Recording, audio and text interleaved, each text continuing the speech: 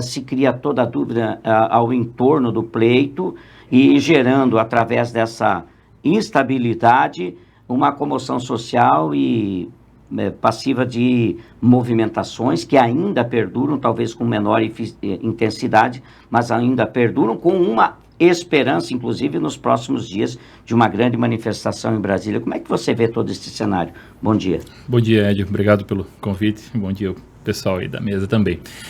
O que está acontecendo hoje no Brasil não é de hoje, mas a gente fala o seguinte, que quem não compreendeu que esse é mais um fenômeno de comunicação política do que política institucional propriamente dito, entendeu pouca coisa.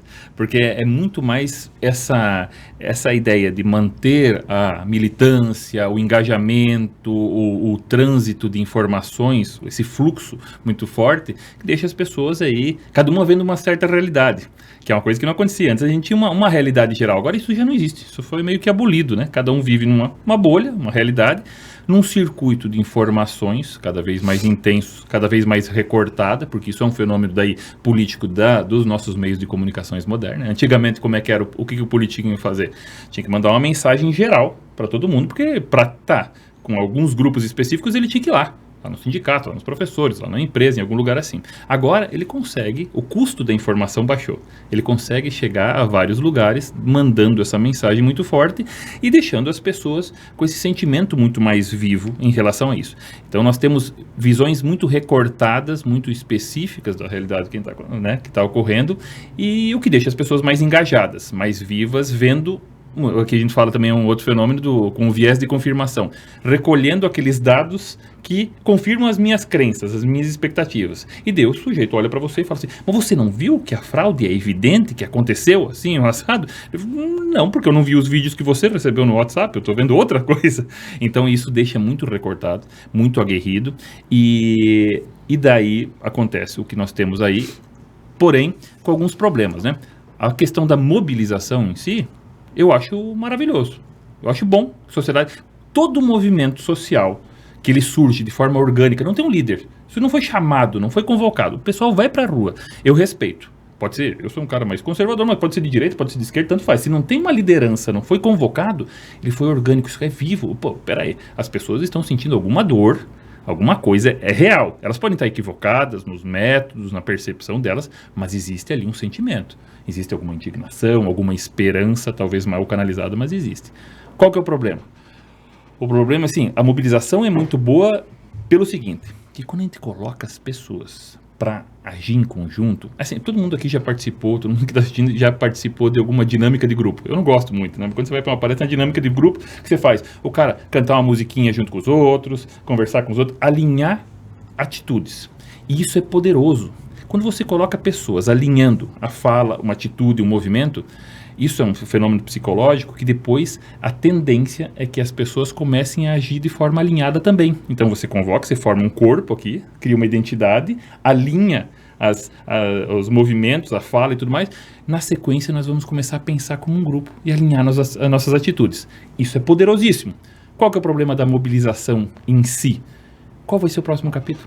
O que essas pessoas que têm uma indignação, talvez justa, uma esperança legítima, real, muitas vezes, um sentimento bem vivo, o que elas vão fazer? Isso vai ficar por isso mesmo? É uma esperança vã em alguma coisa que pode acontecer de fato? Ou será que toda essa mobilização, toda essa energia vai se transformar em frustração? E se isso acontecer, se as coisas não acontecerem como as pessoas esperam, ou seja, ela tem tantas coisas a serem esperadas, esse sujeito vai se retrair, vai se frustrar, vai voltar para casa e falar, quer saber?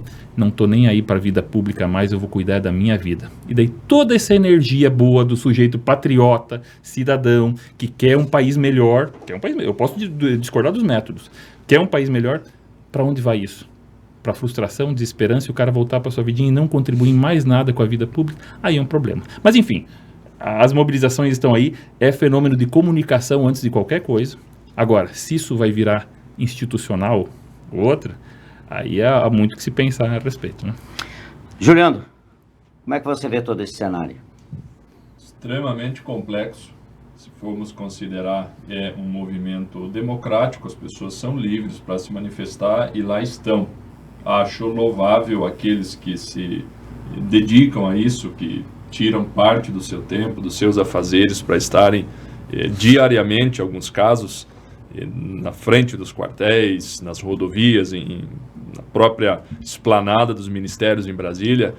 E todo esse movimento, na minha leitura, tem a sua gênese, o seu alicerce na desconfiança quanto à metodologia eleitoral, quanto à lisura, quanto à fidedignidade do modelo do voto eletrônico. Se houvesse uma condição de auditá-lo, de conferi-lo, como era possível no modelo até vigorado nos anos 90 do voto em papel, e que pudesse ser feito pós-escrutínio, conferências do número que se fizesse necessária, nenhum tipo de contestação estaria sendo feito, estaria sendo inflamado no povo. E eu enxergo de maneira bastante transparente que as pessoas que lá estão não admitem que perderam a eleição no voto. O que alimenta tudo isso é a possibilidade de ter havido fraude eleitoral. E quando nós acompanhamos diversas vertentes, e aí sem sabermos exatamente se tecnicamente elas são ou não são embasadas, vertentes essas que colocam possibilidade de ter havido fraude, inflama cada vez mais este sentimento e faz com que as pessoas demonstrem a sua insatisfação e a sua vontade de mudança, estando elas num processo de manifestação. E eu coloco aqui um ponto que, para mim, chama muito a atenção, que é a metodologia de se entender a ausência de possível problema dentro daquilo que no direito se chama de indúbio pro réu. Se não existe uma prova cabal que o cidadão é culpado daquilo que está lhe sendo imputado, ele não deve ser condenado. A partir do momento que olhamos a questão da fraude eleitoral com a mesma ótica, não é pelo fato de até então não ter havido nenhuma prova cabal que nos diga realmente houve fraude, que elas são totalmente seguras, totalmente limpas no sentido de não haver a menor possibilidade de fraude. E quando nós consideramos o Brasil um país que, do ponto de vista de tecnologia, ele não é vanguarda em praticamente nenhuma frente, e enxergamos que modelo eleitoral em outros estados democráticos não assumem totalmente a metodologia eletrônica como sendo a sua forma de escolher os candidatos, nós enxergamos que no Brasil não existe condição de termos tranquilidade em dizer que realmente aquele processo que hoje nós estamos acometidos, que nós estamos obrigatoriamente submetidos a participar, é realmente correto, ou que é totalmente a prova de qualquer tipo de fraude. Então, externo aqui a minha posição. Eu sou uma pessoa que não acredita que pode haver realmente um modelo eletrônico que seja totalmente livre de qualquer tipo de problema, ao mesmo tempo que não posso dizer que houve realmente fraude, porque até então ninguém pôde comprovar por A mais B que ela realmente aconteceu. Mas a gênese, o alicerce do problema, conforme já me referi, é a dúvida quanto à lisura das eleições, a dúvida quanto à possibilidade de ter havido algum tipo de fraude eleitoral. Rui Fossati, você parando, pensando, a análise dos dois nossos convidados, o Amílio e o Juliano, como é que você vê todo esse cenário? Bom dia Edio, bom dia meus amigos de mesa aqui. Eu não concordo e nem discordo, muito pelo contrário.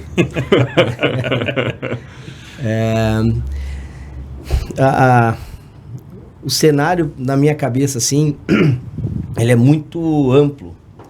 Eu tenho várias situações que eu estou adorando tudo isso, porque são questões que a gente discute há muitos anos no direito eleitoral, desde 98 que eu atuo nisso, né? E a gente vem acompanhando toda a mudança que houve na legislação eleitoral, e a gente tem alertado nos teus microfones lá, eu sempre alertei para o lado que estava indo tudo isso, mas infelizmente a sociedade aplaudia e achava bonito todas essas limitações que eram impostas e o Congresso Nacional retratava uma realidade social, e eu cito alguns exemplos aqui, na propaganda eleitoral.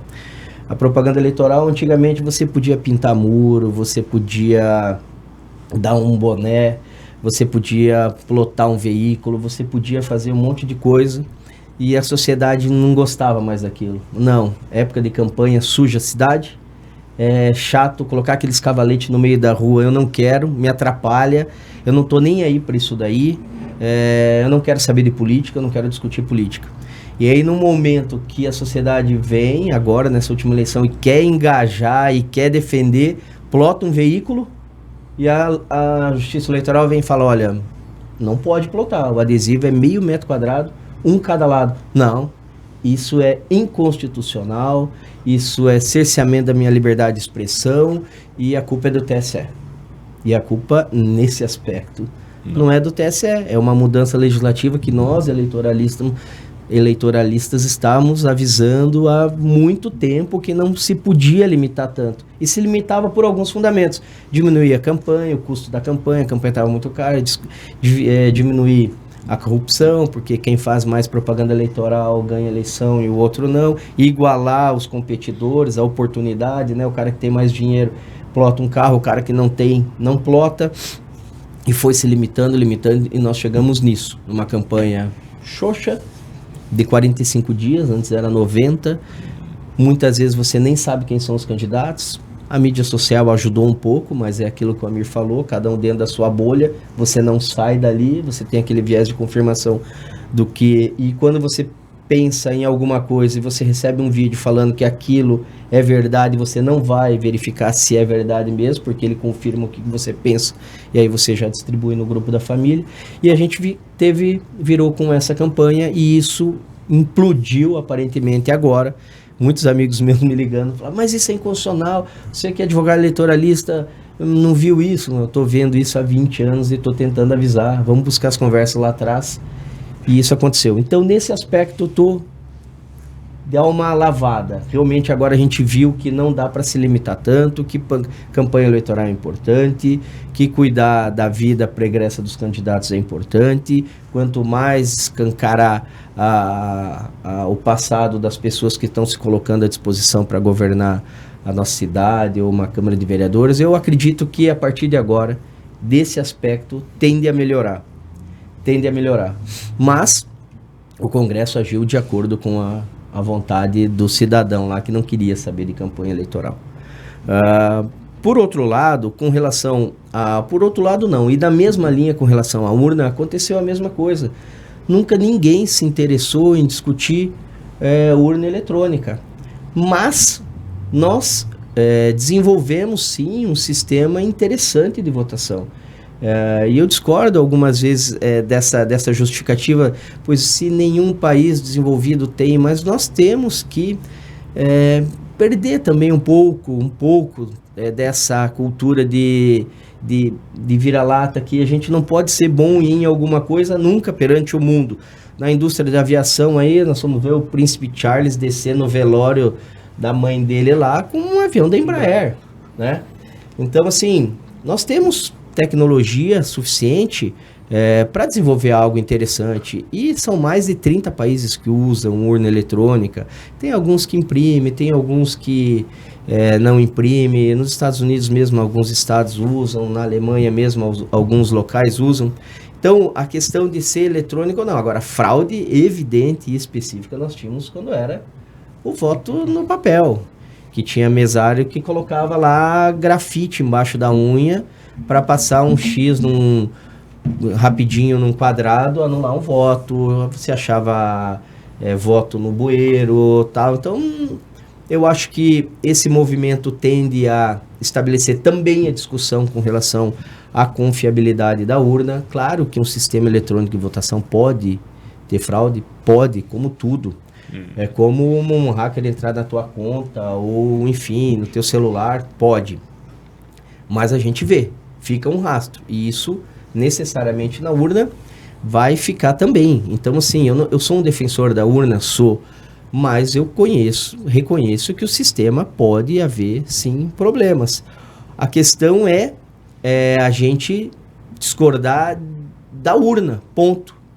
Só que ela está aí desde 98, desde 98. E fomos discordar dela só agora, em cima, e porque do outro lado tinha uma pessoa que também nós não queríamos que voltasse a nos governar. E, enfim, são várias situações que eu acho que tem que ser colocado na mesa de agora em diante e avançar nesse aspecto. Agora, a grande preocupação é que quando você puxa a corda muito para um lado, do outro lado também vai puxar a corda. E aí vai ficar aquela guerra de braço, aquela queda de braço, e quem perde somos nós que estamos aqui na base, trabalhando, tendo os boletos para pagar. E aí a gente vê um TSE proativo, um Alexandre de Moraes passando de todos os limites, que nós do direito, ou pelo menos uma grande ala, reconhecemos, não tem lógica. E se eu até converso com alguns amigos que são de esquerda, falam, mas está tendo exagero do outro lado, então o TSE, falei, calma que daqui 2 anos vai ter eleição. Eu quero ver o juiz eleitoral da tua cidade mandar bater lá na tua casa, ou mandar você ouvir, ou varrer da rede social, dos meios sociais, a rede social de um candidato teu, e você não tem para quem recorrer. Então, o exagero do TSE nesse momento é compreensível de ponto de vista, como um lado puxa para um lado, ele quis puxar para o outro, mas aí exagerou. Tem deputados que não tem mais rede social, ele não teve a postagem dele no WhatsApp apagada, ele não tem um WhatsApp. Radical. Foi extremamente radical, passando de todos os limites na minha concepção.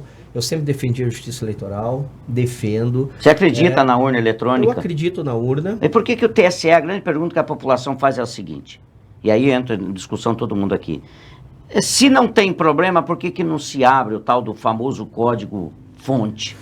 Essa é uma discussão mais complexa. Na visão do TSE e dos técnicos, e quando a gente fala assim, o que nós temos que cuidar, quando a gente fala em TSE, a gente visualiza o Alexandre de Moraes e um prédio do TSE lá em Brasília. Mas a urna não está lá, ela está aqui, na Justiça Eleitoral, aqui em Toledo. E quem lacrou foi a doutora Luciana Lopes, que é uma pessoa de dentro daqui, conhecida nossa, acima de qualquer dúvida, uma pessoa correta. O Ministério Público junto, a OAB junto, eu sou presidente da Comissão de Direito Eleitoral. Um membro da Comissão de Direito Eleitoral ficou 3 dias lá rubricando o lacre, que é um papel moeda que vai lá 5, 6 lacres em cada urna.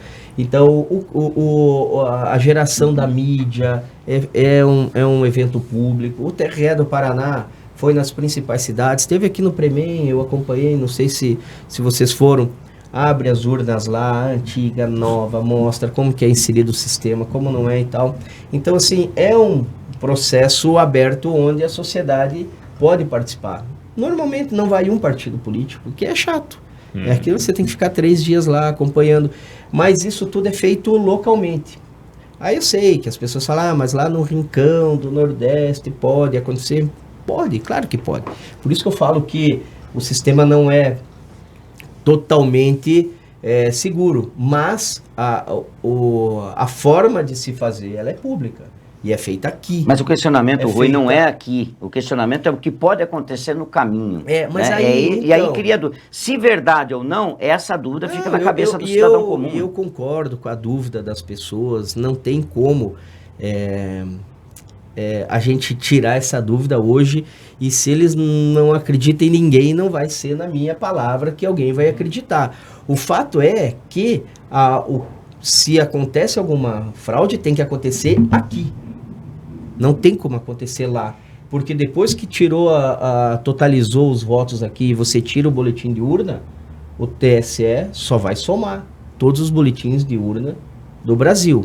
Então, se houve fraude, na colocação do sistema dentro da urna, que você vota num candidato, vai para outro, toda aquela questão, e num número muito interessante de urnas para dar uma diferença em nível nacional. Porque assim, ó, em Ouro Verde aqui a Cleonice perdeu por um voto. Nós sabíamos que ela perdeu por um voto antes do TSE. Por quê? Porque é uma cidade pequena, a gente pega todos os boletins de urna, não soma voto de vereador, que é um pouco mais complexo, soma só de prefeito. E a gente somou ressomou um. Não acredito, perdemos por um voto, não, vai estar errado. No TSE vai aparecer diferente. Não, infelizmente não apareceu. Ouro Verde, São Pedro, até Palotina, que é uma cidade que não é tão pequena, a gente consegue ter o resultado da eleição antes do TSE, porque é a totalização dos boletins de urna, que você pode ter, eu tenho alguns, e eu vou ficar comigo 1 ano, 2, 5, depois vou entrar lá no site do TSE e vou verificar se aquele boletim de urna corresponde com o que está lá. E ele tem que estar lá no TSE. E todos os que a gente tem analisado têm ficado. Durante a campanha surgiu daí várias situações. Esse boletim de urna aqui tem um total de voto de 388 votos essa sessão. E para deputado bateu os 388, mas para prefeito, para presidente, somando Lula e Bolsonaro, tem 500 e tanto. Daí, obviamente, que meus amigos mandam para mim isso. E aí eu tenho alguns amigos no TSE, no TRE e tal, eu mando para os caras direto lá, ó. E aí, todos que me mandaram, eu tive, graças a Deus, uma resposta. Nesse caso específico, se eu não me engano era Uberlândia, Uberaba, e é uma cidade acima de 200 mil eleitores, e cidades acima de 200 mil eleitores você pode votar em trânsito, e voto em trânsito é só para presidente. Então o cara ia lá, votava para, o da sessão votava para deputado.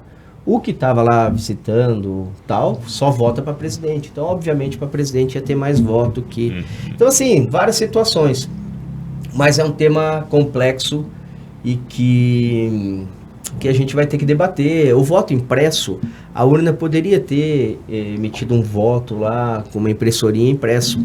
O Congresso votou contra e a bancada do próprio presidente votou contra na época. Poderia ter sido articulado um pouco melhor isso e daí nessa eleição teria que ser implementado uma impressorinha junto na urna para cair o voto. Nós temos que evoluir. Eu acho que tudo isso que está acontecendo é importante para a gente conseguir rediscutir todo esse sistema aí e tem a ideia da complexidade da coisa mesmo, né? Porque, assim, você pedir credulidade em relação à urna, eu acho que é pedir demais. Tem fé na urna? Não, acho que ninguém tem que ter fé na urna. Não pode, né? Agora, entender o nível de complexidade para se fraudar, quanto de gente com quem você tem que combinar. E outra, vai ser rastreável depois. Sim. E tem sociedade civil, tem partido, tem gente que pode ter acesso a esse rastreamento aí do que aconteceu. Isso é muito importante, até para não alimentar mais esse clamor que hoje em dia...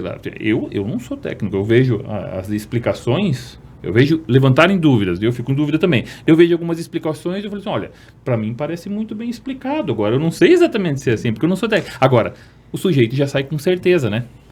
Porque ele recebeu um número fantástico de fatos, né? De recortes, aqui está errado. Ele formou uma visão geral de falar, isso aí não funciona, estão passando a perna na gente. E não tem ideia da complexidade, porque o cidadão comum, eu não tenho, as pessoas não têm da complexidade dos níveis, né, de acompanhamento, de própria auditoria, e para dar legitimidade tem esses vários níveis, só que essa legitimidade para a população se perdeu. O grande questionamento que se faz aí é a questão de urna, que são as urnas que você pode... agora esqueci o termo rapidinho. Auditável, não, 40% não e tal. E vamos dizer assim, tudo colaborando para haver essa desconfiança. Mesmo que tiver tudo certo, mas tudo ajudando para isso. Então, a quem que quer dar o golpe na gente? Essa é a grande questão. Porque em São Paulo ganhou o Tarcísio. Essa pessoa que quer dar o golpe na gente, em São Paulo, quis dar o golpe no ao contrário. PT.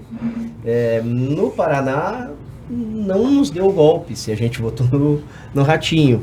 Depende do ponto de vista. Para deputado federal, eu não vi ninguém contestando a votação que recebeu, nem aqui, nem acolá.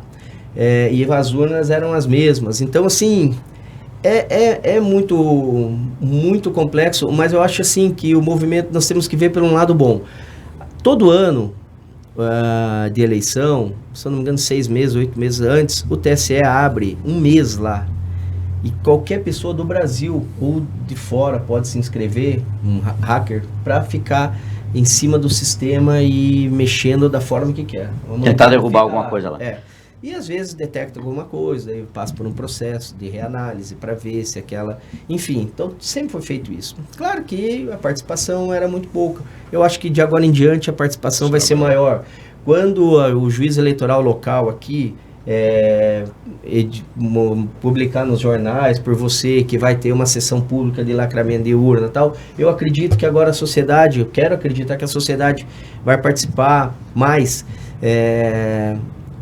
porque para mim parece muito pouco aquele discurso, não adianta nada disso que a culpa é do TSE, né? Se localmente a gente pode reanalisar tudo isso e tá ali.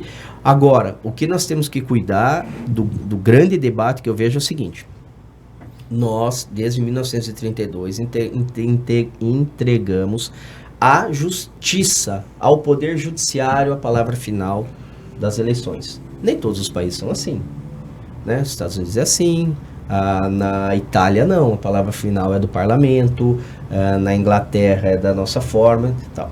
Quando era entregue ao parlamento a palavra final de um processo eleitoral, aqui não deu muito certo. Lembra na época que tinha o processo de degola, tinha o processo de... as pessoas ganhavam de um lado, o presidente ou o governador ganhava do outro, esses deputados já eram cassados por algum motivo e tal. Então, assim, a entrega ao parlamento da palavra final de um processo eleitoral não funcionou no Brasil. E tem funcionado, né?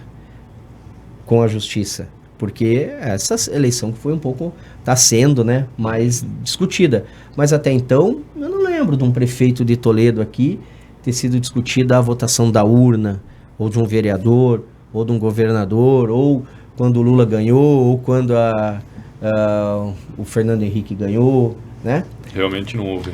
Então, assim, eu acho que é um processo de evolução, mas nós temos que ver até onde a gente quer ir. Porque se a justiça não serve para isso, quem que serve? E qual poder nós vamos colocar para decidir que seria a palavra final? Talvez o Congresso Nacional não quer acreditar que é o que a população quer. Que não confia. Será que se o candidato, aqui é a pergunta que eu queria fazer para os três, se o candidato eleito fosse outro, haveria essa discussão? Do mesmo partido, mas outro candidato. Podia ser do mesmo partido. Eu acho que sim. Acho que haveria mesmo discussão. É que assim, isso já vem não foi só a eleição, né? O resultado das urnas que fez isso. Há uma expectativa, as pessoas não queriam acreditar que o Lula estava à frente das pesquisas.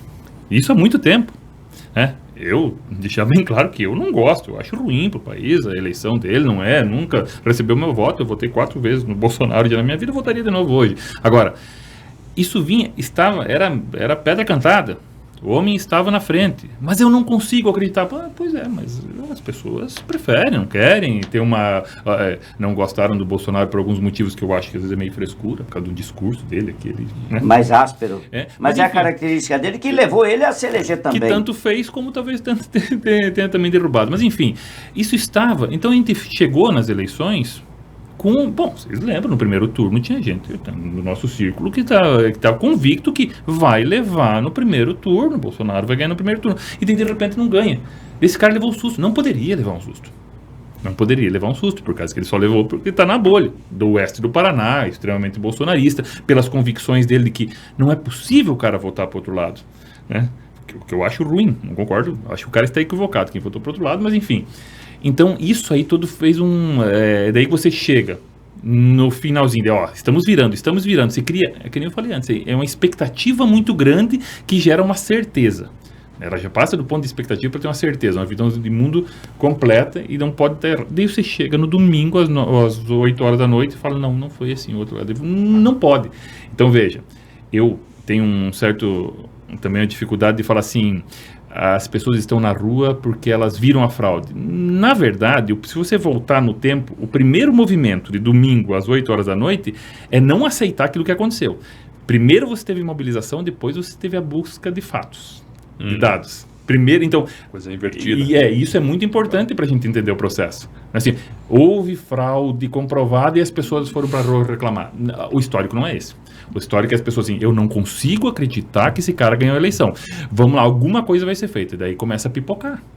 Aqui, olha só isso não pode bater, um boletim de urna, alguma coisa, que tem as suas explicações. Mas se eu já estou convicto, eu já estou emocionado, eu estou, assim, não aceito aquilo lá, minhas expectativas já se tornaram uma visão de realidade.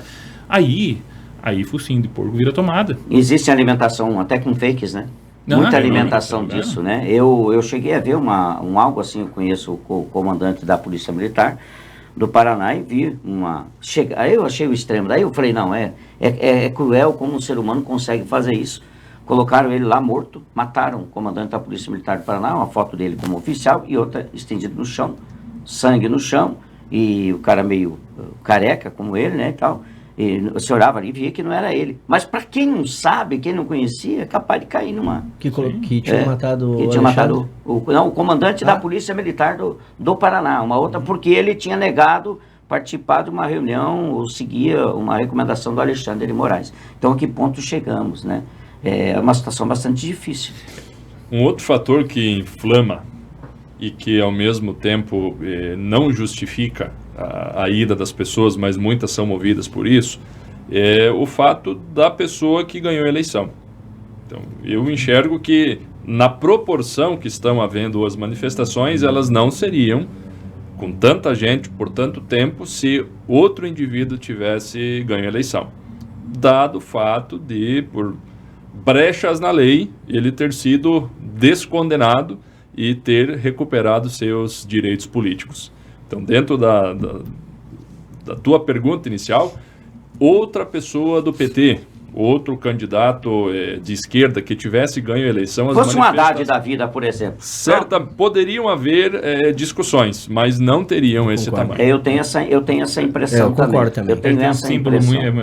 É muita coisa difícil de engolir, né? É muita. PT, a volta. E quer me parecer, eu queria aproveitar com o Rui, com a sua capacidade jurídica, não sei se reverteria isso, mas você sabe, eu tenho um sentimento como brasileiro, de que o grande manifesto público que vem acontecendo, agora ele já vai se enfraquecendo um pouco mais, e eu tenho umas posições aqui que eu não concordo, mas o grande manifesto dessa maneira teria que ter sido, se o brasileiro queria tomar, vamos dizer assim, o país não deixar assumir, quando houve a decisão do descondenamento dele. Né? Eu acho que esse sim seria o grande momento. Não seria esse, aí sim, reunir, fechar, parar o país, fazer o que quisesse, mas era aquilo lá. Agora, não discutir, a não ser que haja fraude, né? É bem complexo isso, mas aquele seria o momento, né? Eu tenho uma visão histórica, assim, dessa condenação do Lula e por que as coisas aconteceram dessa forma, na minha visão. Claro. Né? Na minha visão. A Lava Jato, ela foi extremamente importante para o país. As pessoas confessaram crimes absurdos e tal.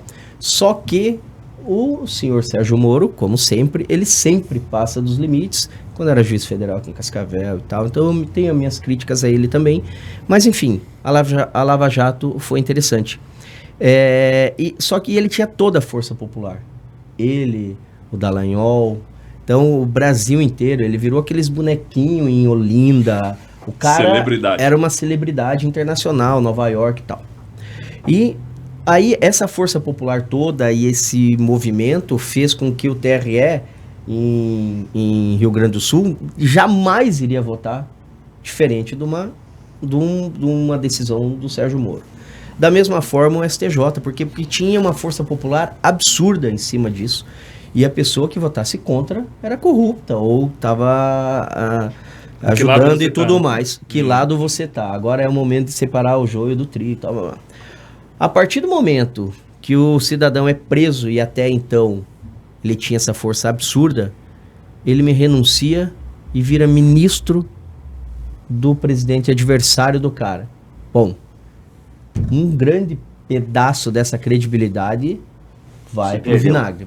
Não tem como, né? Não tem como. Aí já começa a colocar dúvida.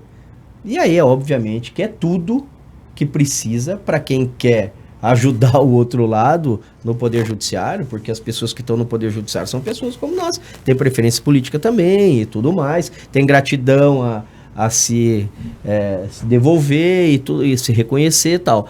Aí ele vai para o governo Bolsonaro e perde uma grande parte dessa credibilidade e nos noticiários internacionais sai o juiz que condenou, vira ministro tal. Não pegou bem. Não pegou bem. Quando ele sai do governo atirando no Bolsonaro, ele ficou quase que sozinho. Os bolsonaristas, as pessoas do governo odiando ele, até nossos amigos aqui em Toledo, um dia falando bem, no outro dia já odiava. E o PT continuando. Aí foi tudo que um judiciário que deve uma gratidão desse tamanho para quem está lá, tinha na mão, falando assim, bom, agora ele perdeu toda a força, agora nós vamos ver as vírgulas dos processos, o que ele fez. E aí, meu amigo, se você pega qualquer processo, pode ser do Detran ali, se você for olhar a vírgula, sempre você vai ter um fundamento para conseguir ajustar de uma forma. E o Lula não foi absolvido, obviamente, só foi falado, essa parte dessa condenação aqui, que levou ele à prisão, não deveria ter sido julgado por Curitiba, deveria ter sido julgado pelo Distrito Federal, porque não tinha nada a ver com Petrobras, papapá, e tirou de lá, jogou para o Distrito Federal, prazo passou, prescreveu, o cara saiu e ficou elegível. Então, na minha visão, não estou falando que o culpado é o Moro, mas ele contribuiu muito para que, se ele é juiz federal até hoje, nesse processo, eu duvido que o STF teria a condição de absolver esse cara. E isso é absolutamente sintomático do que nós podemos ter de hoje. Aquilo tudo da Lava Jato passou muito por uma questão de, como você falou, de clamor popular. Era o momento, não tinha como você ir contra. E daí depois que passa o clamor popular, daí você vai ver as vírgulas.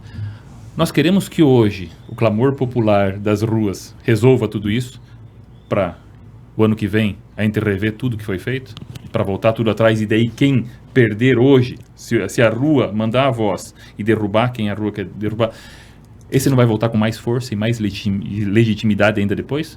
Nosso regime militar teve disso também, sabe? A gente vence, mas depois tudo sempre vai ser, não existe pedra, não existe ponto final na história política aí. E depois, o povo pediu, derruba, e agora?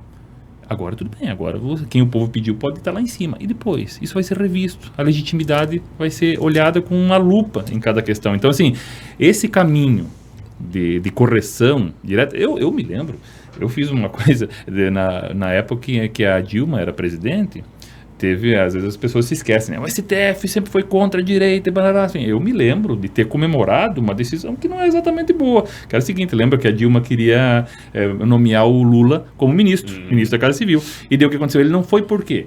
Porque tinha um grampo na presidente da República, não pode, por mais que eu não goste da Dilma, eu acho que a Dilma nunca deveria ter sido presidente da República, mas você não pode colocar um grampo nela, que isso é legal, coloca um grampo, pega uma conversa dela, falando que ela do Bessias, vai levar aí o documento, e daí você vaza esse grampo, né? Um juiz, no país sério, o Moro estaria preso. Você vaza esse grampo, e daí, o que o Gilmar Mendes falou? Gilmar Mendes já foi herói da direita, quem não lembra? Eu já fui xingado, eu me lembro, em 2015, o cara falou assim, você, de direita, você gosta de Gilmar Mendes, né? É da tua turma. Já fui, eu tenho memória para essas coisas. E daí, o que ele fez? Falou assim, não vai. Ele tomou uma decisão de não permitir a posse de Lula como ministro com base num grampo na presidente da República vazado por um juiz. Então, se de primeiro grau. Isso. Um juiz de primeiro grau vazar um grampo de um presidente da República. Na época, eu tomei cerveja e festejei isso aí, tá? Em qualquer lugar no mundo o cara estaria preso. Não é da Dilma? A gente aplaudiu porque era Dilma. Agora... Então, veja, eu fiz festa, o clamor era esse, eu não aguentava mais, o PT tem que tirar esses caras daqui, do jeito que for. Hoje a gente vê, já teria ter visto na época, que não é do jeito que dá, a gente tira. Não, tem que ser legal, porque senão isso vai ser revisto e o refluxo volta com mais força ainda. O silêncio do Bolsonaro não tem contribuído para tudo isso? E aí, nós, população, estamos assim naquela. Aqui eu estou falando como povão e vocês com a cabeça inteligente de vocês aí. A questão, o silêncio do Bolsonaro, de não, só aquele paz e amor, pode se manifestar, é justo, beleza, mas dentro das quatro linhas, tal. Não fica dando corda para que isso esses movimentos, porque assim, eu já fui mal interpretado também, esse cara é Lula, tal, eu não sou Lula, mas assim, as pessoas tentam te colocar de qualquer forma, eu tenho que ter minha postura também, política, dentro do meu local de trabalho, mas assim, se o governo chegar assim, gente, perdemos a eleição, acabou, vamos cada um para casa, vamos trabalhar, vamos tocar esse país, porque está causando um grande prejuízo. Está parando a economia, está criando um clima terrível no final de ano, sempre é gostoso, mas está um clima de insegurança jurídica, de não saber que rumo o país vai estar. Bolsonaro não teria que falar, não? Pra gente ele não falou, pro filho dele ele já deve ter falado, né? Porque o cara tá lá no Catar assistindo o jogo da Copa, eu não sei. Eu não sei exatamente, eu não sei o que está acontecendo. Eu só vejo que o processo de transição está acontecendo normalmente, como se ele tivesse admitido, porque os ministérios estão passando todas as informações já para a equipe que ganhou. O líder do governo dele já declarou isso. O Mourão já vi também numa manifestação dele também dessa forma, só do presidente. E aí esse silêncio fica. Será que tem carta na manga? Agora vai entrar com mandado de injunção. Esses dias eu vi um mandado de injunção. Eu falei, meu Deus, mandado de injunção. E aí cada hora aparece uma coisa. Então, eu sinceramente não sei. E é o que alimenta esses momentos. Aparentemente pode ser. Isso aí tem duas leituras. Do ponto de vista político eleitoral, ele como líder da direita, que é o maior nome hoje, gosto ou não gosto, essa imagem dele aceitando a derrota, admitindo a derrota, não é uma imagem boa politicamente, tá? Porque tem que chegar vivo daqui 2, 4 anos falando assim, nós nunca perdemos para a direita, mas para a esquerda nós somos a maioria e isso nos foi tomado.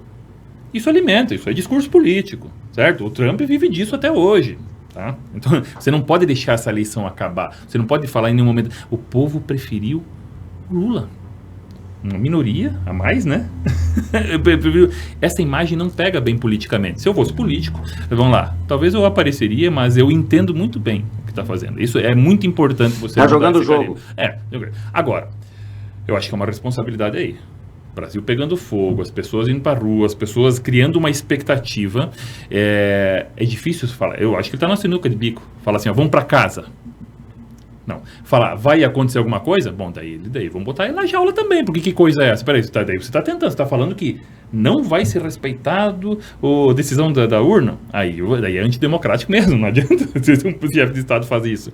Então, ele está na sinuca de bico. Agora, sinuca de bico é para estadista mesmo encarar. Tem que resolver, né? Tem que encarar. Eu acho que precisa fazer isso. Agora, o povo ficar lendo nas entrelinhas, eu digo o seguinte, eu quero que esse Brasil, eu sou conservador, já perdi muito na vida, hoje ganho menos por ser conservador, sabe? Já fui muito massacrado por isso, e não era modinha, não, há 20 anos atrás, num curso de humanas dentro da universidade pública. Já era conservador. Posso imaginar. Só levei na cabeça por causa disso aí, não tem problema nenhum. Que não concordem, gostariam talvez que eu mandasse uma mensagem um pouco mais clara, mais simples de assimilação, mas as coisas não são simples, né? Eu também sou estudioso disso aí. Mas a questão é a seguinte, se o povo não entendeu, pera lá, no 7 de setembro de 2019, no 7 de setembro de 2020, no 7 de setembro de 2021, no 7 de setembro de 2022, o cara no dia 6, 7, ele fala, algo forte vem aí, espere que o homem sabe o que faz, você não perde por esperar, algo vai acontecer, pera lá. Você já foi estimulado tantas vezes a isso, a ser levado para a rua, para ter força eleitoral, para ter multidão mesmo, isso é força eleitoral. Mas você não entendeu ainda que a energia necessária para juntar multidões é muito diferente da energia necessária para mudar instituições? E que você está sendo estimulado para a campanha, e para que uma campanha não acabe nunca? Então, pera lá, eu acho que a gente está falando de maturidade. Aqui, essa maturidade nós temos que ter também. Então, ficar vendo xadrez 4D, nas entrelinhas, o homem sabe o que faz, eu autorizo. Autoriza o quê? A gente autorizou, ele falou, não tem nada de autorizo. Então, essa maturidade nós temos que ter. Eu sei que quem vai ouvir isso aí, muitas vezes vai pensar, tá jogando um balde de água fria, você quer que o movimento acabe? Não, a gente já falou antes, isso é legítimo, há uma força, uma energia boa aí. Agora, isso não pode ser frustrado. E a gente tem que ter a ideia sempre que é a seguinte, quando a gente fala do Bolsonaro, ele é absolutamente um sujeito simbólico, representativo de boa parte do povo brasileiro, corajoso, né? Foi corajoso, vai lá, enfrentou, xingou, chegou lá. Só que é o seguinte, ele é um político. Um amigo meu me xingou esse tempo atrás, quando eu falei, você sabe que o Bolsonaro é um político e internaliza ele como político. O cara me xingou, não posso falar que ele me xingou. Eu falei, opa, peraí, ele não desceu do céu para vir salvar o Brasil do comunismo. Não é assim que funciona. Tá? As coisas não são simples desse jeito. É um líder do pensamento que me representa. Agora, é um político. As jogadas dele ainda são políticas. E isso tá, em primeiro lugar, sempre vai estar sobre Tem regras a serem jogadas ainda. Então eu né? acho ruim o silêncio. Eu tenho uma leitura que é um pouco diferente da tua, Mir, no sentido de capital político. A partir do momento em que ele silencia, que ele não reconhece uma derrota, e que com esse silêncio ele faz com que essa questão emotiva, e não deixa de ser, das pessoas que estão na rua, Alimente. muito mais emocionadas do que raciocinando, esperando alguma coisa cair do céu, algum evento novo que surja, que mude o resultado das urnas, aconteça, e que possivelmente isso não venha a acontecer, faz com que ele perca de uma forma muito severa a sua condição de líder de direita. Aonde se analisa, por exemplo, um futuro cenário eleitoral, ainda é cedo para isso, mas vale a gente fazer esse ensaio. Governador eleito do estado de São Paulo, governador reeleito de Minas Gerais, também com bandeiras muito alinhadas ideologicamente com Bolsonaro, e que daqui a um pouco vão assumir esse protagonismo que vai vir desse silêncio que, não sendo frutificante, não tendo nada de diferente como se desenha para não ter, vai frustrar grande parte desse eleitorado. Então, eu vejo derreter o capital político do Bolsonaro e ele em pouco tempo perder o seu status de grande líder da direita. E se formos fazer um paralelo politicamente analisando agora, por que é que um capital político de um cidadão como o Lula não derrete? Porque ele está militando, protagonizando um grupo que ideologicamente é muito mais esclarecido há 42 anos. Bolsonaro foi um fenômeno eleitoral de meia dúzia de anos atrás, que não tem toda essa afirmação e não é, na minha forma de enxergar, uma unanimidade. E que assemelha-se muito mais uma imaturidade, uma pseudo-covardia, o fato dele não estar a público. Anteontem foi primeiro agendamento, primeiro compromisso público dele pós-campanha, no qual ele não usou a palavra. Então, o chefe maior de Estado, num evento oficial, ficar em silêncio. Então, é uma coisa totalmente fora dos padrões, que realmente denota dois extremos. Ou alguma coisa espetaculosa vai acontecer, ou realmente, politicamente, ele está indo para a sepultura.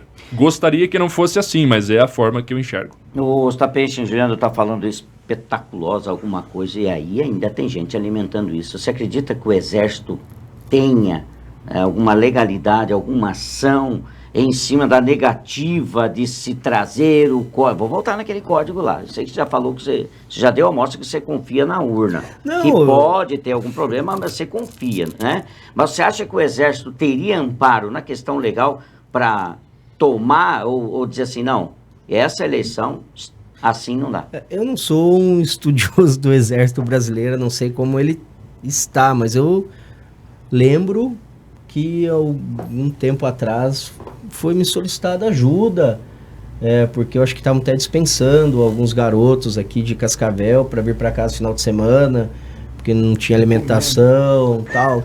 Então eu não sei a quantas anda o Exército Brasileiro para essa força, mas eu vejo alguns movimentos assim que me parece que o Exército não entraria num fronte desse. Primeiro, o Mourão, que era um dos grandes nomes fortes, que é um dos grandes nomes fortes do Exército, fez mais voto que o Moro e o Dallagnol junto, num estado que é de esquerda, né, que é o Rio Grande do Sul.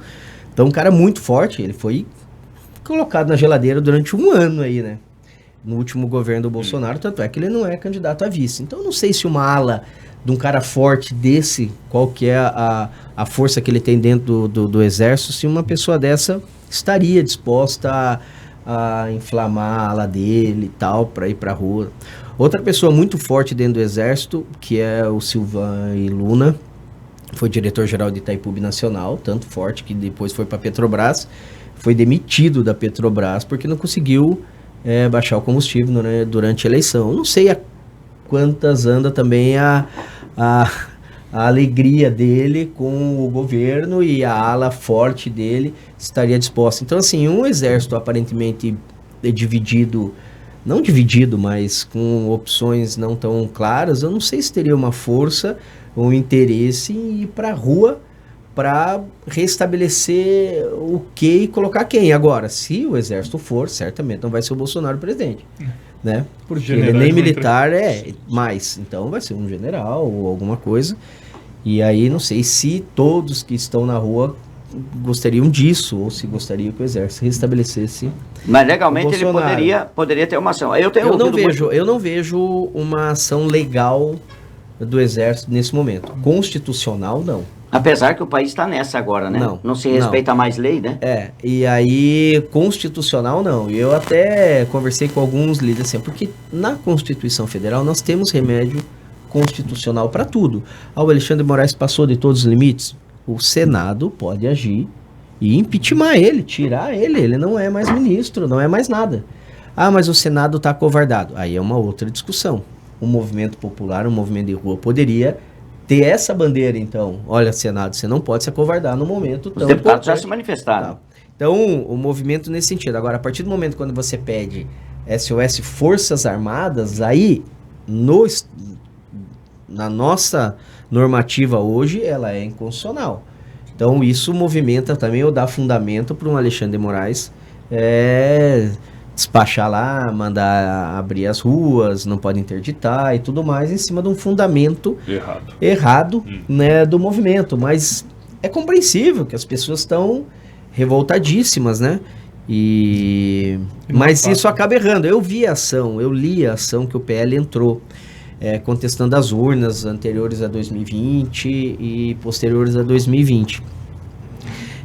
O advogado Bolsonaro, que era o ministro Tarcísio, ele foi ministro do TSE durante 4 anos, saiu do TSE e primeiro e segundo turno, advogado Bolsonaro, um dos advogados que eu mais respeito nesse país com relação ao direito eleitoral, sabe tudo, grandes votos do TSE, por isso que a gente não pode pegar e rasgar a justiça eleitoral, jogar no lixo, porque tem um histórico de gente muito interessante que está lá até hoje. E o ministro Tarcísio era um deles. Ele se negou a assinar essa ação. Essa ação foi assinada do PL por um advogado que a gente não conhece no meio eleitoral, nominou um pedido extraordinário que não existe no direito eleitoral. Então, assim, e nominou um valor da causa lá muito grande. O Alexandre de Moraes pediu para ele emendar a inicial, que a gente fala, aditar a inicial, falou, se você está contestando urna, você tem que contestar essa urna. Ela foi fabricada antes de 2020, mas ela foi usada tanto no primeiro turno quanto no segundo. Então, nós temos que analisar a urna, nós vamos analisar como que se chegar no final, o TSE fala assim, realmente você tem razão, elas não servem, mas o que eu faço com o primeiro turno, então, que a gente usou essa mesma urna? Então, obviamente que nós temos que analisar em conjunto.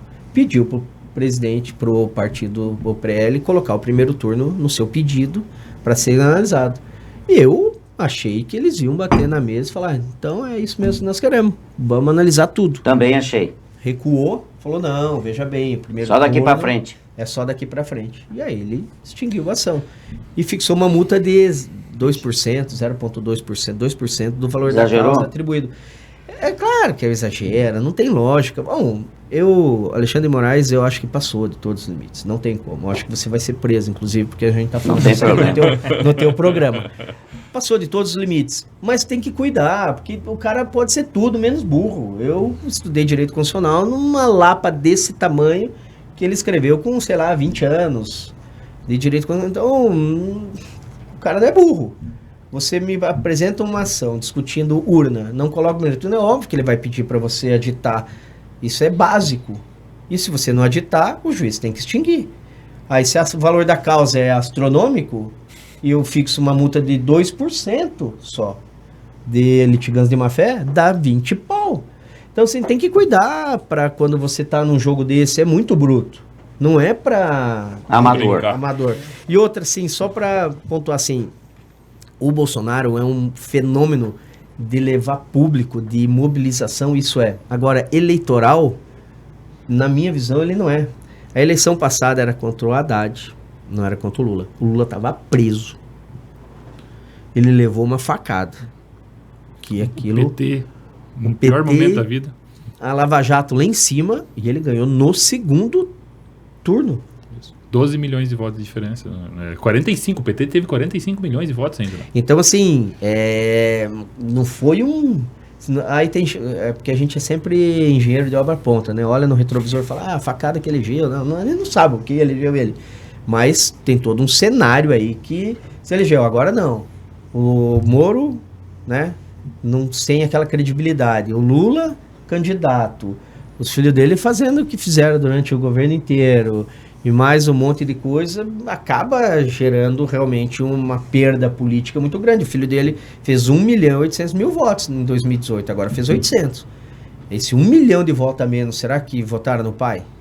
Foi 1 milhão, foi 2 milhões a diferença? Bem observado. É 2 milhões. 1 milhão, esse pessoal aí elegeria ele. O outro, a vereadora, não sei em números, mas na eleição retrasada fez um balaio, na última se elegeu... Então, assim, sabe, tem vários aspectos complexos aí para se analisar, meu amigo. Nós temos que ficar, acho que uns 3 dias, porque eu gostei desse lugar aqui. Legal, não, mas eu já estou tendo uma outra ideia para a gente voltar mais vezes discutir assuntos. Nós estamos falando hoje a nível nacional, mas nós vamos voltar para falar assunto local. Mas eu concordei mais. Interessante também. Vamos analisar nossa cidade aqui de uma forma... complicado, né? Porque dá deixa eu fazer uma colocação para vocês. O que esperar?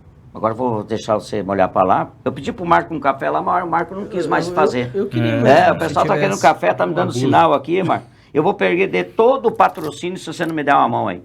O Amílio, o que esperar? Eu já tô ouvindo o pessoal falar dia 30, que tem mais alguma coisa para sair. Antes era no sábado, depois era na quarta-feira, daí é dia não sei o quê, papapá. O que esperar daqui para frente? Como a gente já falou antes... Você tá que nem eu perdido, eu tô perdido. Essa expectativa, né? Ela está sempre sendo renovada. É 72 horas, é dia 12 até sexta-feira, é até a posse, é até a diplomação. Então, pode dar bagunça? Pode dar um atentado contra o Lula no dia que ele tentar subir a rampa, pode acontecer isso. Pode ter muita convulsão. Espaço para convulsão é o que não falta num momento como esse, né? Já me comentaram isso. Foi, escuta, como é que se fizeram uma facada deram uma facada no Bolsonaro, por que já não... como é que já não fizeram alguma coisa com o Lula? Sim, não sei. E é triste se o cara torce para isso, inclusive, né? Eu queria que a carreira do Lula acabasse, mas não precisa ser assim. Não, assim. Né? Evidentemente. Antes de tudo, a gente é ser humano, depois a gente vai para as outras questões, né? Aliás, chegaram um ponto, só para concluir, só para ajudar aqui, dessa questão, chegaram, esses dias eu ouvi, vocês devem ter ouvido também, o Lula já tem um sócio, que na verdade ele está morto e tem um sócio igual a esse ponto. Essa eu não tinha. Você não tinha ouvido esse? Não. Eu saí de vários grupos que eu perdi amigo de infância, quase que a minha mãe já não conversa comigo, ela... Então, não... Aliás, esse é um ponto dessa questão política também. Esse acirramento, ficou o A contra o B e um ódio, uma raiva. Se vai de você, se você não for do meu lado, você a partir de hoje decretado. Você pode estar no mesmo lado, mas você tem que concordar com 100%. Ontem eu coloquei isso, desculpa amigo, eu coloquei uma coisa para um amigo meu lá, tal, ele falou assim, ele não entrou, ele não discutiu aquilo. Ele só saiu assim, você deveria falar, Lula ladrão, seu lugar na prisão. Ponto. Acabou a discussão. Eu falei, Lula ladrão, seu lugar na prisão, que eu concordo. Sim. Mas não estava falando de outra coisa. É isso, isso aí faz parte do espírito de campanha, que não acaba nunca, né? Porque na campanha... Você já falou no início. A campanha serve para isso, para você falar assim, ó, tem um lado bom, que é o meu, e o outro lado é ruim. Você, até certo ponto, demoniza o outro lado, sempre vai dizer, se forem esses caras, vai ser um desastre. Se formos nós, vai ser bom. Isso tem o seu papel durante um período eleitoral, onde se fala, aqueles não servem, nós servimos. O problema é que nós vivemos em campanha eleitoral faz 6, 7, 8 anos. Então, esse sujeito que está angustiado hoje pela vitória do Lula, ele ficou muito acostumado a se exercitar do pensamento dele, que é o seguinte, se Bolsonaro perder, o comunismo será instalado no Brasil. E isso já é ponto pacífico para ele. E se o comunismo será instalado no Brasil? Ora, olha o que fez o comunismo. Matou 60 milhões aqui, 20 milhões lá, comeu cachorro, sabe, uma desgraça. Então, isso tudo vai formando um cenário para o sujeito. Ele fala assim, não é aceitável. Se você votou, não é porque você preferiu votar no PT, não, é porque você é comunista. Hoje você vê isso. Você vê gente criticando, às vezes, o Bolsonaro. Ele não está acima da crítica, como qualquer um de nós, né? Você pode acreditar. Ou o cara fala assim, eu preferi votar no PT. Sabe que geralmente eu tenho amigos, colegas que votaram no PT, eu falo assim, eu acho que você está equivocado. Agora, equivocado não é que você é do mal e gostaria que meus filhos fossem escravizados, que a gente começasse a comer cachorro, que as fronteiras fossem fechadas, mas esse sujeito na campanha, então ele não consegue mais ver você como um sujeito, assim, um adversário político ou alguém que discorda. Não, você encarna o mal. Você encarna uma coisa que... E se isso fosse real, eu seria o primeiro a sair na rua batendo em gente, bicho. Porque comunismo eu não queria de jeito nenhum. Mas de jeito nenhum mesmo, porque isso é uma ideologia assassina. Agora, pera lá. O PT nos governou durante 13 anos. Ruim, corrupção. Eu não acho que é o melhor modelo de eficiência de Estado. Eu acho que aparelha sim. Apesar daquela Petrobras que existia lá, não existe mais. A gente tem lei das estatais, né? Apesar de um monte... A transparência é outra, a sociedade é outra, também fiscalizando. Agora, comunismo vai tomar conta do Brasil, tem um pouco demais. Você começa a fazer aquilo que quando eu aprendi a ser de direita, a ser conservador, que é lá atrás o que a gente falava, o que é ser de esquerda? Eu tenho lá tranquilamente. O que é ser de esquerda? É aquele cara que vê um mundo baseado na opressão, na perseguição, e é um mundo terrível demais que você... A única saída é a gente fazer a revolução, destruir tudo do jeito que está e construir um mundo novo. Esse era o esquerdista que eu aprendi a entender. Hoje o meu lado está assim, cara. Hoje estão meus amigos assim, ó, o mundo é um mundo de opressão, as estruturas estão todas corroídas, você não pode acreditar em nada de nenhum poder, nenhuma autoridade, não há legitimidade. O único jeito é a gente botar tudo abaixo e construir um Brasil novo. Pera lá, isso é espírito revolucionário, isso nunca foi conservador, nem de direita, muito pelo contrário, menos liberal. Então, pera lá, é muito mais, como eu falei antes, é muito mais do que uma filosofia política, uma ideologia. É um sentimento... Radicalismo impregnado e um desvio aí. de percepção por causa da forma que a comunicação chega e as bolhas se criam. Então, eu digo o seguinte, meu amigo, praticamente tudo, você falou de a gente conversar sobre o município, praticamente todas as políticas públicas que impactam diretamente no nosso bem-estar social no dia a dia são feitas aqui. Aqui. Cadê o nosso envolvimento com isso? A gente transfere tudo lá para Brasília, que evidentemente que é importante num país que nem o nosso, que todos os recursos vão para lá. Mas isso aí não é exatamente estar envolvido com política. E se eu sou um conservador, como é que eu posso brigar com a minha mãe em nome do presidente da República? Você está brincando, eu não sou conservador. Porque eu estou destruindo os meus laços mais imediatos, mais fundamentais, para que eu construa uma realidade importante, produtiva, pacífica, né, eficiente. Estou rompendo com esses laços em nome de um símbolo, de uma ideia geral. E daí a gente vai entendendo povos em que quando girou a chave, o cara começou a denunciar vizinho. Falou, esse aqui é do mal. Vizinho, a vida inteira, esse aqui é do mal. Leva ele. Levou, nunca mais apareceu. Mas ele encarna o mal. Então se veja que essas coisas, a história dá volta. E nisso a gente tem que se concentrar. Tem que ter receio, porque vamos construir laços políticos, sim. Vamos ver o adversário, seus erros, e vamos apontar se ele está equivocado. Agora, que ele é uma encarnação do mal puro e simples, isso é doentio. Isso não faz bem para ninguém. Como eu estava falando antes, eu me formei sendo perseguido por gente assim, você pensa diferente aqui no meio do indivíduo. Os caras agirem em bando, falam assim, ou você se cala ou sai daqui. E hoje eu vejo isso nos meus grupos de gente que pensa que é o mundo que está invertendo. Então isso é problema. A gente tem que superar, vai ter que amadurecer nesse sentido. Agora, só para dizer como tu falou, o que vai acontecer? Ora, existe uma legitimidade do Estado. Né? Não adianta você ir para a rua e simplesmente pedir uma coisa. Isso tem que ter os canais de participação. Se fosse assim, eu olhava, o MST faz 1000 paralisações no Brasil inteiro, eles têm os conteúdos deles, falam que o agronegócio mata, que a propriedade privada é má, está lá cheio de conteúdo nas redes sociais deles circulando. Se manifestam, param o Brasil e falam assim, tem que mudar isso aqui. A gente poderia mudar para o que eles estão pedindo? Claro que não. Assim também, mesmo com boas intenções, se a gente simplesmente vai para a rua com os nossos dados e pensamentos e pedimos, o Estado tem que fazer alguma coisa, não vai ser feito. Porque existe um canal de legitimidade. E o canal de legitimidade são os poderes. A gente falou de vários deles aí no judiciário. Agora, a transição está ocorrendo. A classe política inteira está fazendo a transição. O Tarcísio, a Damares, o astronauta, o Mourão, eles estão fazendo a transição. Eles sabem que isso vai acontecer. Então, o executivo, o legislativo, a mídia, daí devem paulada aí, mas o mercado não está esperando nada diferente do que está esperando quem vai ser o ministro. Então, isso já está acontecendo em várias instâncias que legitimam o processo. Então, existe a parcela mais mobilizada da sociedade hoje não está aceitando. E eu não estou falando que tem que aceitar e engole o choro e vai para casa e acabou. Acabou. Canaliza essa energia. Se eu não respeitar essa regra aqui, lá na frente eu também não vou poder respeitar, né? Exato. Posso ser o alvo contrário, daí eu estando na outra condição. Juliano. Probabilidade é muito grande, Ed e amigos de bancada hoje, que todo esse clima de divisão, essas manifestações que são contrárias e que até dentro do próprio seio familiar de laços mais estreitos, hoje rompidos em alguns casos por discussão política, a lógica é que isso vai arrefecer, realmente vai se tornar passado e as pessoas vão deixar todo esse fulgor emotivo substituir por uma racionalidade. Só que essa racionalidade vai trazer a amarga recordação da questão de corrupção na época do PT. E vai haver uma desconfiança e também um senso de fiscalização dos próprios indivíduos muito grande no início do próximo mandato. E um ponto que preocupa de forma bastante impactante a economia do país é que as pessoas, de modo geral, vão ter um receio muito grande em fazer investimentos, quaisquer eles que sejam.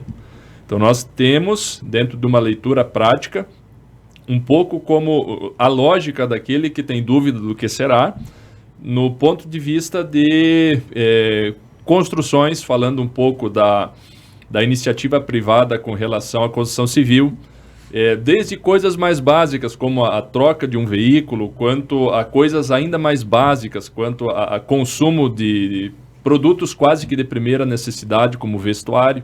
Então, existe a probabilidade de se realmente puxar o freio de mão em despesas, falando do brasileiro médio, falando de grande parte da população, que vai fazer com que a economia no próximo ano comece num ritmo muito abaixo do que está fechando esse último trimestre de 2022. E isso pode causar um aumento no desemprego e que trará, de algum modo, uma dificuldade muito grande para o governo no seu primeiro ano. Poderemos ter aí uma crise de arrecadação num governo que já está mexendo com uma PEC para que o limite de teto de gasto possa ser rompido para que consigam fazer promessas de campanha. Que, se nós formos recordar, são muito semelhantes na questão do Auxílio Brasil, dos mesmos valores, mas Paulo Guedes tinha um pensamento, quem está assumindo tem outro, e eles realmente não sabem o que fazer na economia do país para honrar aquilo que foi prometido. Podendo haver também aí uma convulsão social a partir do momento em que aquilo que foi prometido não agrade, não seja cumprido ao grande eleitorado que elegeu o Lula, o presidente eleito. Então nós temos um desdobramento muito complicado. As pessoas vão entrar com medo de gastar. Essa é a leitura que eu faço. E esse arrefecimento vai fazer com que as coisas, num primeiro momento, piorem e piorem bastante.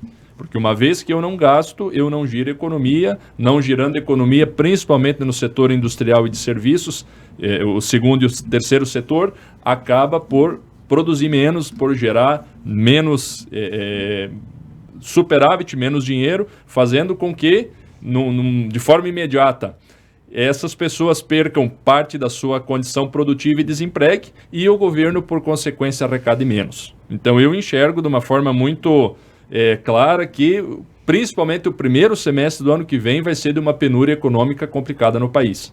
Até que o governo mostre que veio, que ele realmente tenha alguma medida que seja inovadora para fortalecer a confiança não só do brasileiro, mas também como do investidor estrangeiro, e que as coisas possam tomar um novo oxigênio do ponto de vista de investimentos e geração de riqueza no país.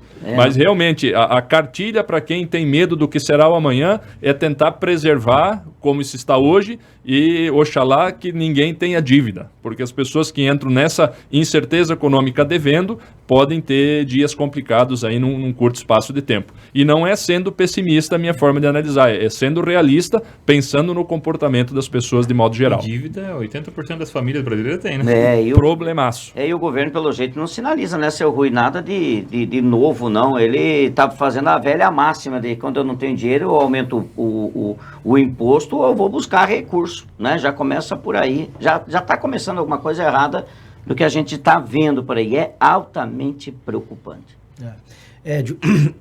Só retornando um pouco do que a gente estava falando dessa polarização. O café não veio porque o Marco não consegue sair de lá e eu tô No problem. Depois nós vamos. Sem problema. Eu, como advogado eleitoralista em eleições municipais, a gente advoga em vários municípios. E a gente, com a nossa equipe e tal, nós temos muito bem claro, principalmente nos municípios menores, que é uma grande responsabilidade da classe política e do jurídico da campanha, que quando a campanha acaba, ela acaba. Ela acaba. Descer do palanque e acabou. Porque senão fica uma sociedade dividida, onde as crianças são reconhecidas no colégio. Tem uma cidade aqui, não vou citar o nome da região, onde a criança é reconhecida no colégio. Ó, aquele lá, o filho do tal, que é do deputado tal, é do grupo político tal. E nós não temos isso aqui em Toledo. Nós não temos em Paluti, nós temos em várias cidades. Não é por minha causa não, mas é porque por uma cultura que se coloca, onde a campanha acabou. Quando o Beto se elegeu, eu sempre advoguei contra o Beto. Quando o Beto se elegeu na eleição do Poleto, eu fui a primeira pessoa a ligar pro Marcos Sanches, dando os parabéns, e tinha algumas ações judiciais tramitando, tal, tinha que conversar com o Ministério Público. Acabou a campanha, acabou as ações, tinha uma ação lá que eventualmente poderia caçar e tal. Acabou, por quê? Porque o resultado da urna, a população quer ele como prefeito na cidade. Isso é extremamente importante. Se eu for lá na prefeitura agora, ele vai me receber. Como ele recebeu meu filho, um dia meu filho falou assim pra mim, vou me encontrar com o teu maior inimigo. Nós almoçando, ele era pequenininho. Eu falei, eu não tenho inimigo. Não, o colégio vai conhecer o prefeito tal, e era o Beto. Eu falei assim, então você faz o seguinte, você chega lá e fala pra ele que é meu filho e que você quer tirar uma foto com ele. Duvido que ele não vai te receber bem. E obviamente que o Beto recebeu ele super bem. Tirou a foto. Daí uma vez eles estavam jogando num colégio, chegamos lá, ô prefeito, vamos aqui, vamos tirar foto, coloquei no grupo da família, para aquela brincadeira toda. O fato é que a sociedade, ela vai continuar aí, nós vamos sair daqui e vamos nos encontrar nos lugares, nos clubes de serviço. E se a gente não tiver uma responsabilidade de entender que uma disputa, ela passa e as pessoas esquecem que termina também o mandato de quem, quando você se elege, vai acabar. Não é eterno, né? Vai acabar. O ganhador, a principal, o perdedor tem que admitir. E o ganhador tem que entender que vai passar o dele também. Enquanto a sociedade fizer isso, a gente vai viver num ambiente interessante de se viver. Agora, quando acaba a eleição, eu convido todos os advogados que trabalharam para mim, para nossa equipe, e os adversários para um jantar, porque acabou. Tem uma cidade que não admite, só vem um lado, e isso acaba causando muito tipo de problema. Então, assim, claro que em nível nacional é diferente, mas essa polarização, se permanecer dessa forma, ou qualquer coisa que não seja para fiscalizar, eu acho que é interessante. Nós temos algumas pautas importantes. Mudar alguma legislação para permitir que a pessoa faça uma propaganda mais tranquila, fiscalizar a corrupção, analisar mais as atividades, principalmente da área econômica. Como você bem disse, concordo contigo, nós teremos momentos difíceis aí, ponto, até esse limite. Agora, você não poder mais fazer nada ou rotular, isso não tem levado benefício nenhum para qualquer pessoa e não amplia o debate. O debate fica curto, você fala uma coisa, a pessoa repete a mesma coisa, né? Repete a mesma coisa e termina. Eu ia encerrar aqui, pedir para você fazer um encerramento, mas eu tenho um ponto aqui. Você acabou de falar uma coisa aqui que me veio na cabeça. Eu queria a opinião de cada um de vocês. Nós chegamos ao ponto, e eu acho que isso é um extremo, de marcar o comércio que é PT e o comércio que é bolsonarista. Para, tipo, se é PT, nós não vamos comprar lá e tal. Como é que você vê isso aí tudo? Eu conversei com uma das pessoas aí essa semana, indignado com algumas coisas, e ele me falou assim, nós vamos identificar os isentões mesmo. Isentões. Nós vamos identificar.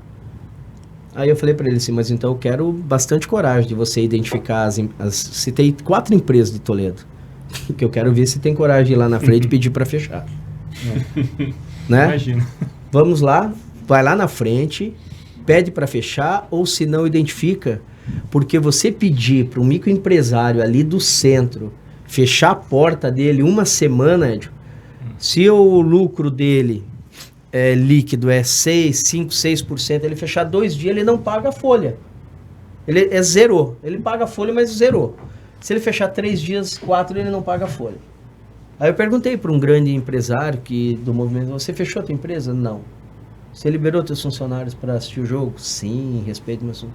Portanto, sabe, nós temos que ter muito cuidado disso. As pessoas podem votar em quem elas quiserem. Você rotular uma empresa porque o cidadão não fechou é muito pior ainda do que o cara ter votado. Ele não fechou, tá lá, ó, os isentões. Sabe, não tem lógica. Eu não fechei meu escritório. Não fechei. Alguns líderes dos movimentos não fecharam também. E não vão fechar, porque não pode, e eu concordo com eles. Né? Esses dias um disse assim, mas eu tive um prejuízo com esse fechamento, não fechei minha empresa, mas tive um prejuízo de 100 mil por causa da paralisação, mas eu estou apoiando o movimento. Eu apoio o movimento, apoio tudo que precisar. Agora, a minha mãe faz hemodiálise. 2 dias, um dia que ficou fechado, já atrasou medicamento de hemodiálise. Que prejuízo maior do que esse? Tem quem diga assim, mas por um país melhor tem que morrer gente. Tudo bem. Eu gostaria que não fosse minha mãe, mas, né? Então, assim, a questão é um pouco mais ampla. Eu conversei com um empresário lá da frente do movimento, lá, esse mês ele não pagou o salário. Não pagou, mas no vermelho. Uma empresa bem... Então, assim, pensa o cidadão que está lá, né? Bem ali na frente, as empresas, ele não tem o que fazer.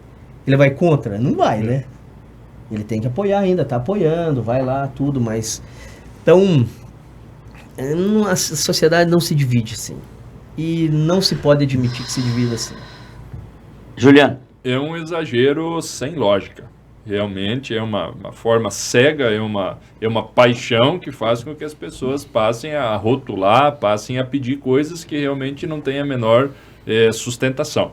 Infelizmente, parte da população tem essa visão, mas entendo que o tempo, as semanas vão passar e isso também vai ser superado e daqui a um pouco essas listas extremas que rodam aí muitas vezes em grupos de WhatsApp serão esquecidas e não serão levadas em consideração. Espero eu que seja assim. Eu durante muito tempo, que a gente fala, fui identificado com direita e daí xingado por gente que não tem ideia do que é o termo, de fascista, né? O que não tinha sentido nenhum e para mim não tem até hoje sentido nenhum alguém falar, ainda mais quem não sabe o que significa. Agora, quando você pega e fala assim, o nosso coletivo, a nossa coletividade é o verdadeiro povo. Povo é isso aqui. Quem não está conosco não é povo. E daí quem não está conosco e age como um indivíduo e não como povo, tem que ser estrangulado financeiramente, tem que ser tirada a cidadania dele e não deve ser considerado como outro ser humano. Você vai para cima e não permite nem que ele transite aqui, tá? Temos que ir para cima e eliminar ele. Aí, meu querido, aí isso é fascismo. Se a gente chega nesse ponto, daí é porque fascismo é isso. É falar o facho, nós, o feixe, o povo, nós somos o verdadeiro povo. Quem está fora não merece existir porque não é povo, é o contrário. Então, quando se chegou nesse ponto, você há, sim, manifestações, assim, as pessoas entram porque tornou-se tudo muito existencial. Eu falo das urnas, vamos para a urna, agora estou jogando o meu futuro nas urnas. Você está maluco? Porque o teu futuro, você cria ele todos os dias. Ali você está tendo uma decisão muito séria para quem vai gerir esse país em várias questões, né? Agora, você vai continuar existindo, meu amigo, fazendo oposição, obstruindo, propondo outras leis. Assim como nós não achamos ruim, todo mundo de direita achou ruim nos últimos 4 anos. Pois é, o presidente não pode fazer o que ele quer, é todo restrito. E é bom, às vezes, que seja assim. Agora a gente está falando, olha lá, foi eleito esse, ele vai fazer o que ele quer. Eu falei, pera lá, nosso país não está organizado de uma forma tal que esse cara não pode fazer o que ele quer. E agora você está achando que ele vai fazer tudo o que ele quer? Não é assim. Então, esse voto existencial, diga assim, aqui está tudo. Quem não fechar comigo nessa questão quer me destruir. Ele quer acabar com o meu futuro. Então, isso vai tomando conta do ser, né, do sujeito. Porque esse cara vai fechar as portas do comércio dele e vai passar fome. Pois que passe. Porque ele quer me destruir. Porque ele é comunista. Aí você pirou. Você pirou. E não tem mais como fazer, pensar do jeito assim. E isso vai desequilibrando as pessoas. Por isso que a coisa mais saudável, tudo que o Dr. Rui falou, Juliano falou, a coisa mais saudável, tudo isso, contando com tudo isso aí, é a gente entender que aconteça o que acontecer, nossos adversários, oponentes ou discordantes, continuarão existindo. Porque você sabe que tem muita gente que está esperando uma solução final. E esse nome tem tudo a ver, inclusive, com uma coisa bem ruim da nossa história. De solução final. Quando você vai na rua, hoje as pessoas falam, quando isso tudo vai acabar? Eu digo, nunca. Nunca, meu amigo. Porque gente que pensa ao contrário de você vai continuar existindo. Fazendo lei, fazendo orçamento, tentando propor as soluções de mundo dela. E você vai fazer o quê? Está procurando a salvação? Não, você vai fazer oposição, você vai propor também coisas. Você sabe ser de direita, pensando na infraestrutura do município, na educação do município, que você sabe ser? Se você não sabe, então você não está exatamente contribuindo para isso aí. Então, a ideia de eliminar o adversário por completo é uma ideia perigosa. E nós chegamos nesse ponto. Por algumas questões, por não aguentar mais, por indignação, porque um ladrão foi lá e virou presidente e tudo mais. Agora, cuidado. Cuidado onde isso vai te levar. E em alguns momentos eu estou vendo que não é algum lugar produtivo. Né? Temos que superar e temos que amadurecer. Um recadinho final, você pensando aí, Rui. Você estava bem atento, ou você estava muito atento, ou você estava longe analisando todo esse cenário que nós estamos vivendo aqui. Que, olha, eu vou falar para você, nós estamos vivendo dias difíceis, hein? Vamos falar bem a verdade. Para você se posicionar, para você entender, para você acreditar. Eu estou no meio da informação e me sinto um cara desinformado ao mesmo tempo, porque você não sabe onde se agarrar. Você não sabe o que é verdade, eu não estou lá dentro do centro do poder. Aí você analisa comentários de jornalistas renomados, daqui a pouco você vê que o cara tem uma tendência ou está te informando errado. Rapaz do céu, tá complicado. Tá. Eu tenho uma sobrinha eu sou ruim de idade, mas eu acho que ela tem uns 3, 4 anos.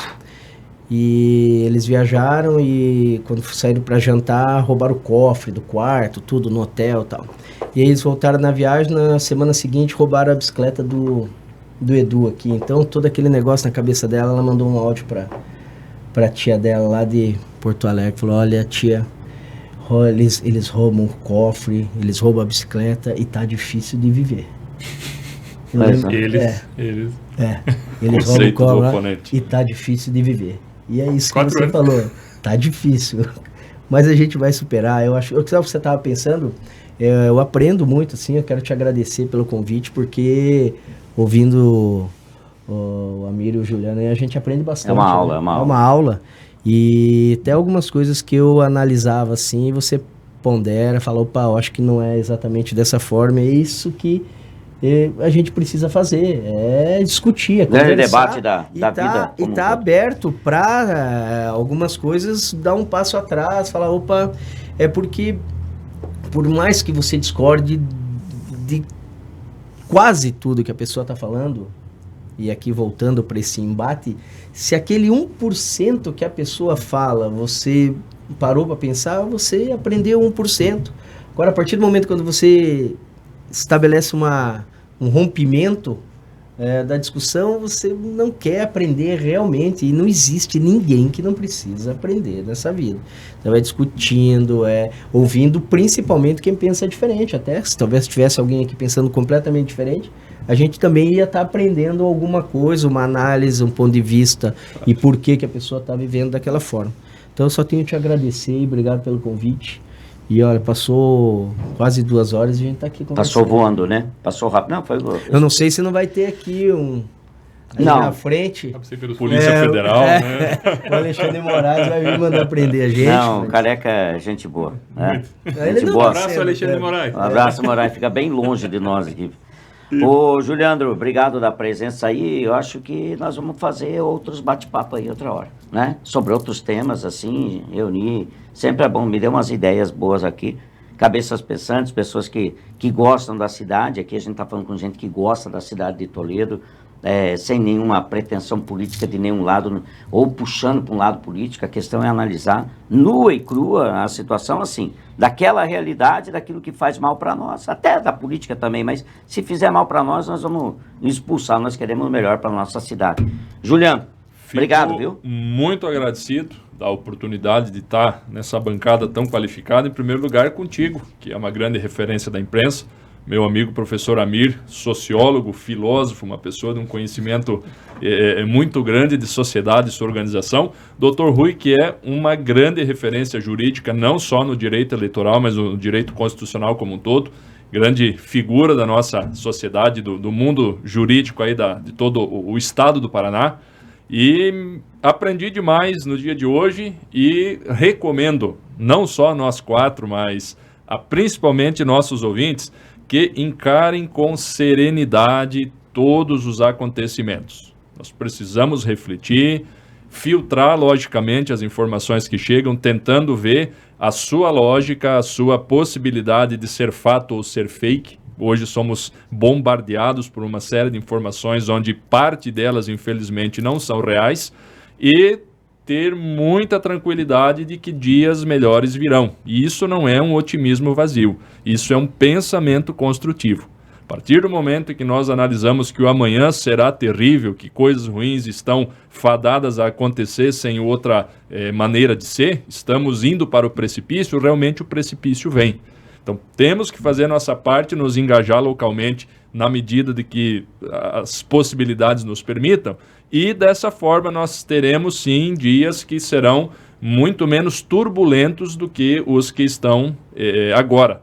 E dentro dessa realidade vamos com muita fé em Deus e muita cabeça no lugar, sem extremismos, continuar a nossa caminhada e que termine esse 22 turbulento e inicie um 23, por que não dizer, mais calmo e mais próspero do que esse que a gente está vivenciando hoje. Então, muita tranquilidade, esse é o recado, de modo geral, aí, que eu gostaria de deixar a todos. É porque temos um país maravilhoso. Aliás, estávamos numa condição maravilhosa, né? Sim. Melhor, aonde nós vamos pensar que o Brasil chegar a um ponto de dizer assim, nós estamos melhor que os Estados Unidos hoje, né? Economia, tudo em ordem, e aí hoje começou a complicar. Complicado. Amir, obrigado da presença aqui, sempre você colaborando, você colabora, ajuda realmente, como disse o Rui, você sempre traz uma aula de conhecimento e a gente só vai aprendendo contigo aqui e espero a gente poder, uma outra oportunidade, vir para outro assunto em debate e trazer mais gente, de repente, aí a critério de vocês, para a gente sempre fomentar a discussão dos assuntos importantes da nossa comunidade. Eu espero que aconteça mesmo, porque isso é muito legal estar aqui. Eu acho que isso tem que acontecer mais vezes com outras pessoas. Esse o compromisso debate, já está assumido já. Nós temos esse compromisso também. Dr. Rui, que é o idealizador do Instituto Pessoas Melhores aqui em Toledo, que foi criado para isso, para elevar o debate, a qualidade do debate público. Então, assim, de iniciativa, pensando sempre nesse tipo de coisa. O Juliandro, que tem um pensamento sistêmico e uma ideia geral muito, muito boa, enriquecedora. Não é à toa que a gente se combinou para vir toda essa turma aí. E esse tipo de debate nós temos que trazer aqui para Toledo, com gente de Toledo, porque vamos pensar o mundo, pensar o Brasil, colocar, que nem você falou, senso de proporções. Vamos colocar cada coisa no seu lugar e aqui tem tudo para fazer. O que não falta nesse país é espaço para melhorar. Então, se a gente tem vontade, um propósito legítimo, então vamos lá. Eu acho que, vamos pensar, tudo começa com conversa. Não pode parar na conversa, né? Vamos transformar isso em ação, mas que começa numa boa conversa, começa. Legal. Vamos encerrando mais um Salada Mista, agradecendo a audiência de vocês. Quem não assistiu agora vai assistir depois. E a nível local, hoje nós tratamos um assunto a nível nacional, né? Mas que reflete no nosso local também. Mas outros assuntos de camada local nós vamos trazer nas próximas semanas e vamos repetir convidados, vamos trazer novos convidados, alguns específicos em determinado assunto, discutindo também os assuntos da nossa comunidade. É isso que se propõe o Salada Mista. Agradecemos a sua audiência e até o próximo Salada Mista, onde a gente traz o X da questão. Até lá!